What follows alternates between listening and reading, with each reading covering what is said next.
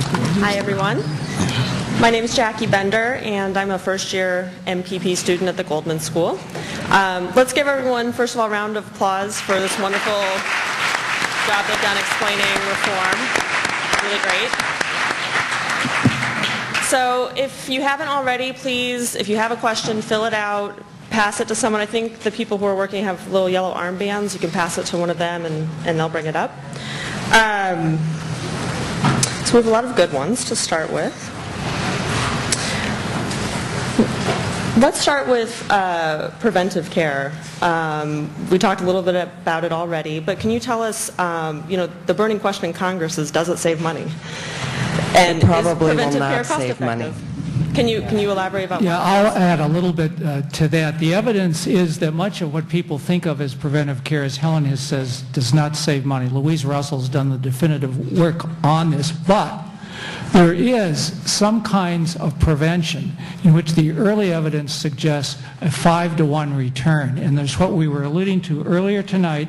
It has to do with basically nutrition, physical exercise activity, and tobacco cessation efforts.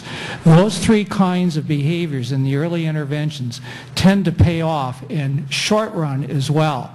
What we don't know is we don't have a lot of studies like this, and what we don't know is exactly what form of those kinds of things, what form of physical activity in the diet, and as it moves across age groups, might result in that kind of return on a larger scale. And but that's the kind of prevention. And in the bill so far, I believe, $10 billion has been allocated for disease prevention and health promotion. We don't know if it will stay there.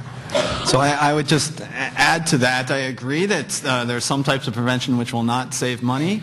That's not the metric we should be using when we're deciding whether to adopt a certain type of care that we're trying to cover. It should be based conceptually on some cost-effectiveness metric. So can I produce a unit of health cheaper by investing in preventive care by financing smoking cessation than I could by having that extra set of high-quality MRIs covered in my plan.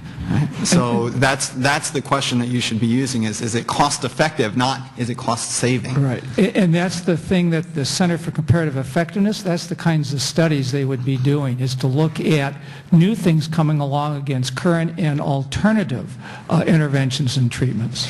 I mean, I think you can count on one hand the things that have been shown to actually be cost savings.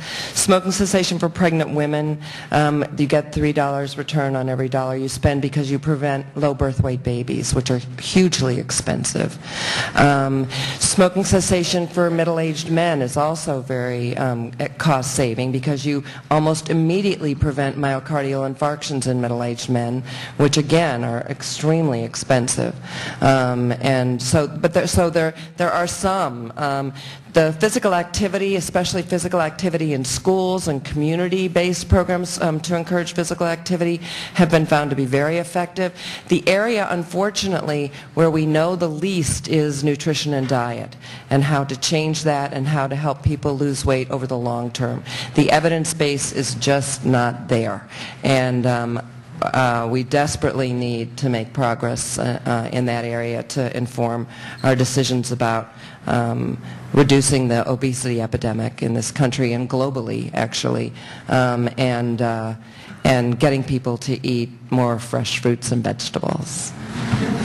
Great. Now, I understand there's a lot of people here from the American Medical Student Association who are pre-med. If you are, raise your hand. Right, so you're all our future workforce, hopefully. We didn't talk a whole lot about workforce, but I think there was a statistic up there that showed that a lot of Americans feel like they can't get into a doctor in a very timely way. Isn't that going to get worse if more people have insurance? Yeah, let me begin. We may all want to comment on that.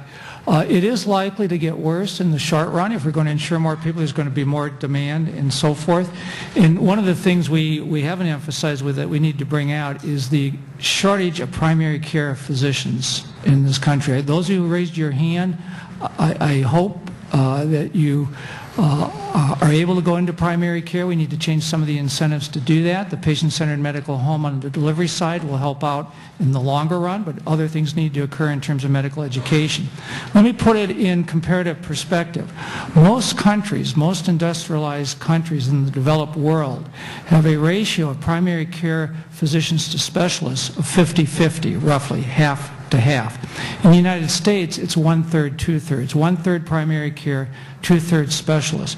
There's also considerable data now indicating that those countries that have a more equal ratio of primary care to specialists have distinctly higher health statistics, better health statistics, and lower costs than ourselves.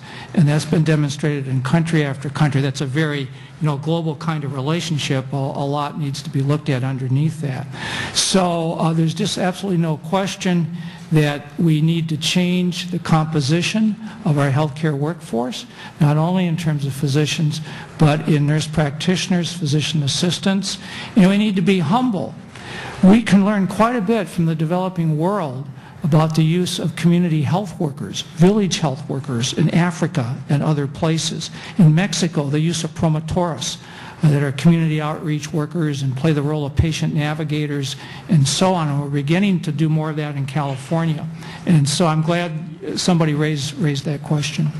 I just want to emphasize the nurse practitioner and physician assistants because it really only takes 2 years post-bachelor's degree to get that training. Many states now you can operate independently.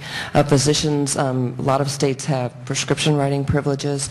And those jobs, 2 years out of undergraduate school, many of them start at about $100,000. I mean, this is a good, solid career. You could move and live anywhere in the country. And there's a desperate need, and I think that's the fastest route to bring us up to where we need to get, because as you know, it takes a very, very long time to train a physician. So just 2 comments. One about the mid-levels.